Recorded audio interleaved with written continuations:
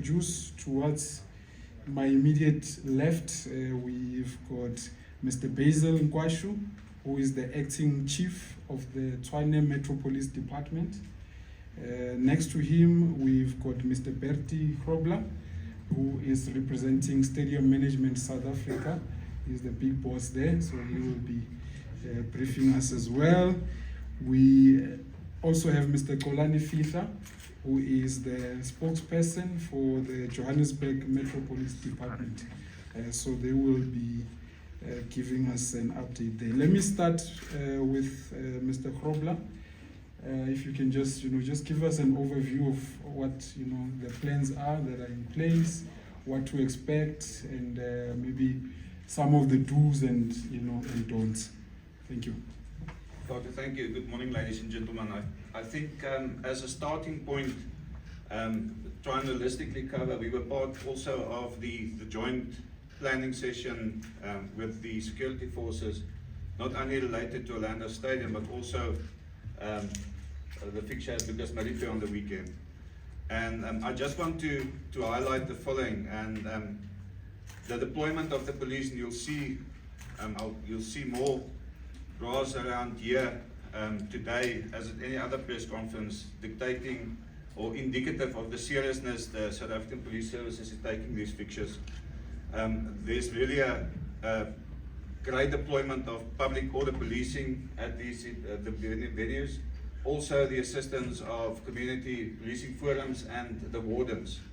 And I think last night at Orlando was testimony to the efficiency of that. There's a huge focus on fake tickets, and the arrests were made last night as well on fake tickets that were distributed.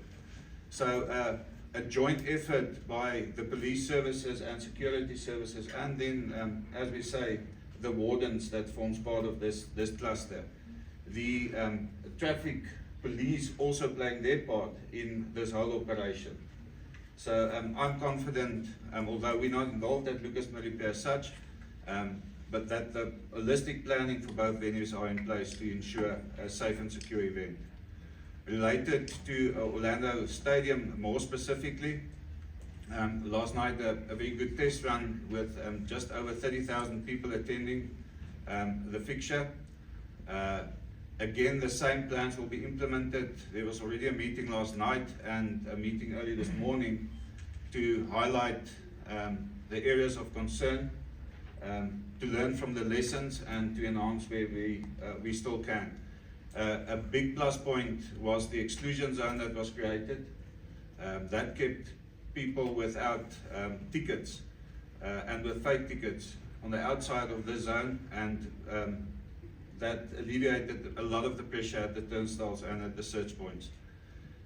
What I'm also very excited about from a venue logistical perspective, that there was a discrepancy of only 800 tickets in actual tickets sold and the tickets scanned.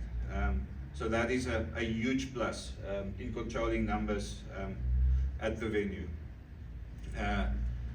If I can just touch on some of the parking logistics, and Kulani will address the traffic management. But last night, the first time at Orlando, we tried a specific transport and parking management plan that we received a lot of positive feedback of. A lot of you were involved with the last event at Orlando. We took 4.5 hours to exit the venue after the event. The colonel this morning said it was an hour and a half. I differ from him. It was an hour and 20 minutes, and all vehicles were off-site. And on the drone footage, we could see there was a tail still at the N17 circle, but yeah, most of the vehicles were off-site. We also tried for the first time a park and ride. At the press conference, I said to you, we're going to test it. We don't know whether it's going to be viable and effective. With the involvement of the top 6 and other taxi associations, they only transported 70 people from FNB to Orlando, the park and ride. There might be various reasons for that. Short notice, not marketed enough, but that was not a success. It might be for the 70 people, but we wanted to have a greater number of people using that mode of transport. Very successful, the VIP and hospitality guests with the shuttle service. And there I must compliment Gauteng Traffic, JMPD specifically with their assistance with the dedicated express lane that we created. People were in and out of the venue in that lane by the speed of light. So as an, or maybe just highlight the following as well for today. We had the schools, 9 schools that with the club and stadium management and the BOC that we had an agreement with to allow parking at these schools. Also effective and efficient. At the parking fee of 30 rand, they could park there. Some negative feedback, some people wanted to park where they normally do, but as part of this plan, we had to direct them into specific directions. You can't allow people to, you need to push the flow. So that was something we'll address via communication, but also very effective, the assistance of the schools in this respect.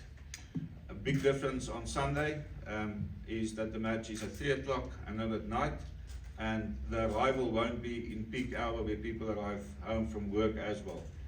So with the lessons learned, I'm really confident that with all stakeholders and the role players part to that, it will be a pleasant spectator experience to the venue. Thank you very much, Mr. Grobler. That was very much detailed. Let's maybe now go to the match on Saturday. We've got Mr. Basil Nkwashu, who is the acting chief of the Tshwane Metro Police Department. Just an overview on the plans for traffic management and parking and so on. Yeah, thank you. Good afternoon. Firstly, I can say we're ready. We take this game to be a very serious game. We expect a lot of people, so we will have a lockdown. So in other words, we are going to close most of the streets around the stadium, further away from the stadium. We've got dedicated areas where we're going to have people parking their vehicles. So we don't want vehicles to disturb the people walking towards the stadium. We'll man all the traffic points to make sure that there's a smooth incoming and outgoing of vehicles and spectators after the game. So yeah, we are ready. We take it serious. We want to make sure that people are safe and they drive in and out of the stadium in a safe environment. Thank you.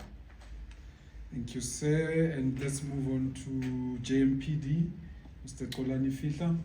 Well done on the job, last night. The feedback has been, very great. See people, it was better. Obviously, you'll still improve, but yeah, it looked like a job well done. But your, overview. Thank you so much for this opportunity, and let me take this opportunity to greet everyone here. Seeing from yesterday's match with the state of readiness for Sunday's game, I think all hands are on deck. We didn't have much challenge when it comes to the traffic management, especially with traffic coming into the stadium before the game and going out. The traffic management plan will stay the same. We have areas where roads will be completely closed off to traffic, and these include Mwaki Street, which is one of the major routes crossing by Orlando Stadium, and we will also have a road closure on Marthelo Street, that's between Klipspruit Valley Road and Mwaki Street, and also on Marthelo and Armitage Street. And then officers will be deployed at all the critical points around the stadium. I know the major routes that will be affected in the area is, of course, the N17, it's Klipspruit Valley Road, it's Mwaki Street, Soweto Highway, and what we did see yesterday is Sofasonke Street as well. But we will ensure that traffic is free-flowing. One of our major concerns, of course, is illegal parking, and we'll have our recovery team there. So if your car is illegally parked, you most definitely will be impounded, and you'll have to pay a fee for you to get your vehicle back. And then for alternative routes of people who are not actually going to the stadium, if you are going to use Moki Street, then the alternative will be on Nkomi Ahlaba, turning right into Adams Street or Balandine Street. And that's if you're coming from the east, traveling towards the west, and coming from the west, traveling towards the east, it's Masupa Street, and then turning left to Adams Street and Balandine Street as well.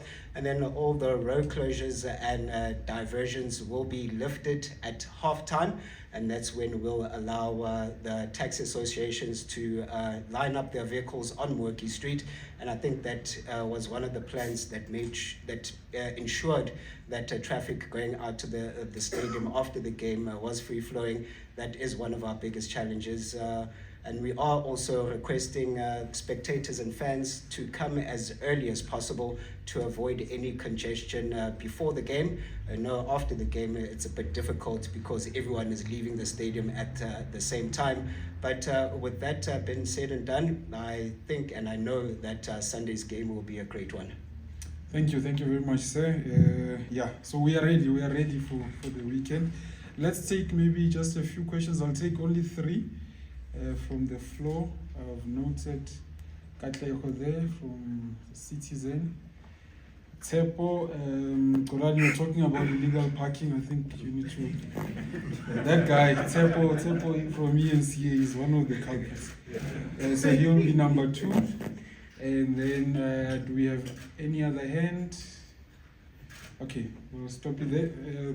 Katlego? I don't know who will take this question, but I just want to put it to you guys that yesterday I struggled to get in, even though I had proper accreditation. You get sent to the other side. When you get there, you get told, no, you need to be on the other side. So it seems like there was no cohesion. The right didn't know what the left was doing. And also, how do you plan on navigating around this issue? Because I don't agree that last night was a success. I got stuck in traffic. I ended up not even getting into the game because I was told they blocked the road that we normally as media use. And I was told that I'm actually not gonna get in because these are the new rules, and which I couldn't understand because I even had to get out to show the traffic officials that I have a proper media accreditation. There was one that wanted to let me in, the other one said it doesn't work. So I don't know, how are you judging this thing that it was a success, whereas of an accredited person yesterday couldn't even go and cover a game that I was mandated to? Maybe I'll take that one. Yeah, how do we say it was a success? Obviously there's going to be negatives, and it's unfortunate that the negative happened to you as a media person as well.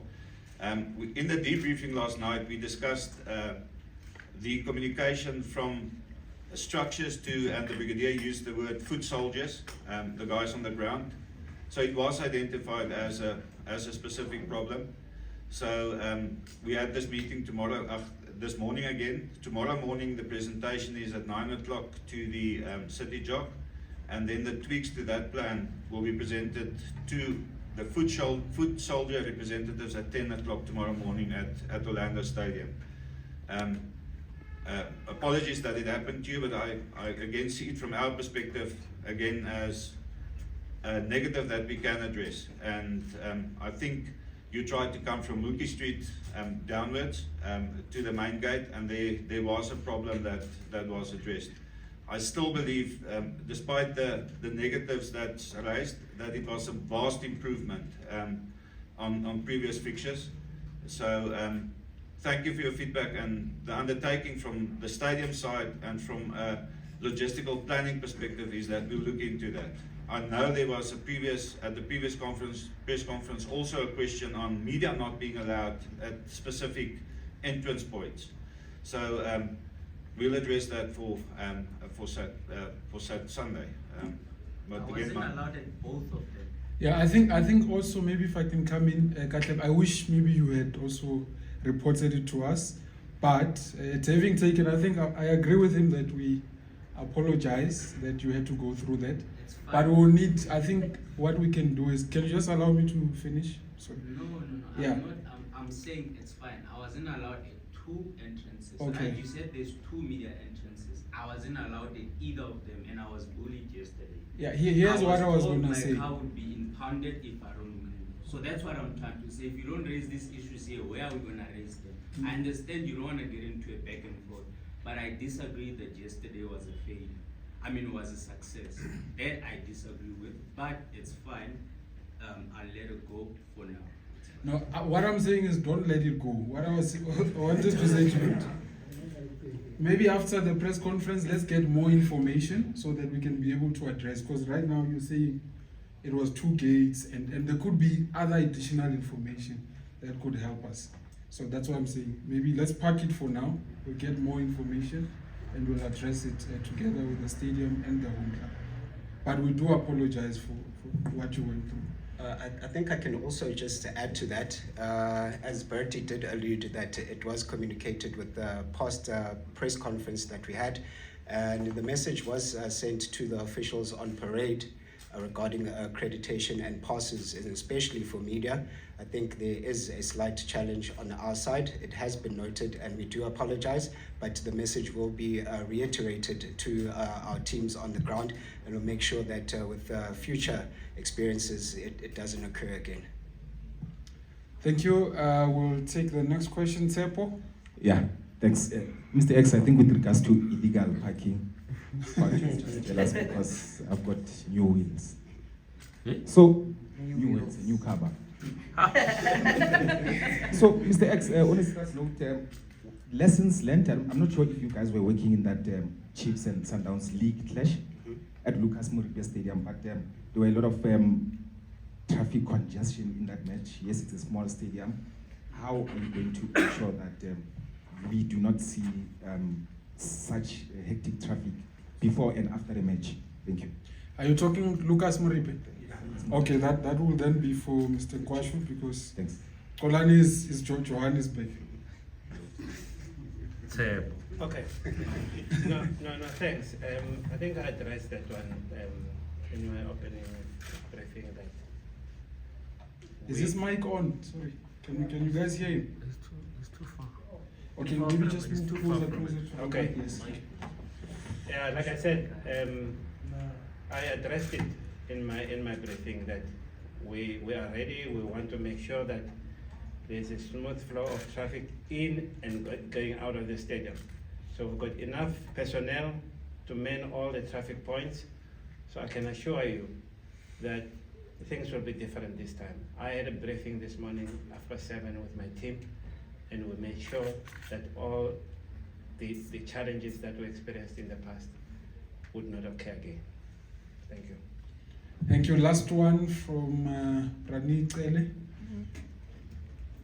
Quick one, sir. Yeah, Betty, please talk to us about yesterday's event and match. Was there any people arrested for nefarious acts or selling of fake tickets? I need to follow up on that, but there was a fake ticket seller that was detained. Whether that's been further prosecution ensued, I need to follow up because it's only the morning after that, but I'll follow up and give you feedback on that. But I must say, a lot less with the exclusion zone. The problem is people with unticketed patrons and people with fake tickets lining up at the entry points. That is the biggest concern, and they managed to keep those people outside of the exclusion zone, and I think that was a huge plus of the success in getting people in safely to the venue. All right, I think this will conclude the first part of the press conference. Thank you very much to gentlemen here. And yeah, we'll do a quick substitution and bring in the big boss.